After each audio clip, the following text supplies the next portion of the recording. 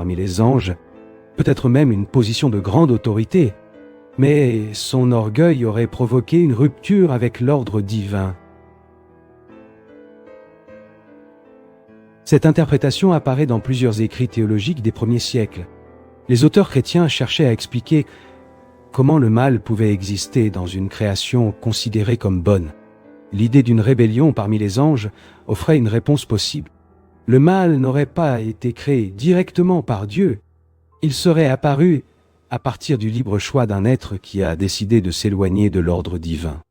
Dans cette tradition, la chute de Lucifer est devenue un symbole du danger de l'orgueil. Le moment où un être élevé tente de dépasser les limites de sa propre nature. Mais même avec ces interprétations, les textes bibliques restent relativement discrets sur les détails de cet événement. Ils présentent des images et des symboles, mais laissent un vaste espace pour la réflexion et l'interprétation. Lorsque nous analysons les traditions bibliques et les textes anciens dans leur ensemble, nous percevons que la narration de la chute de Lucifer ne provient pas d'un seul récit détaillé. Elle s'est construite progressivement à partir de plusieurs images et interprétations.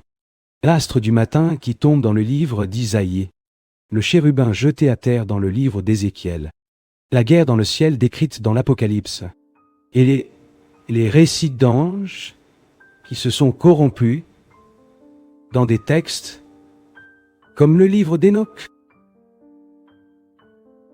Au fil des siècles, ces images ont été réunies dans une même tradition théologique.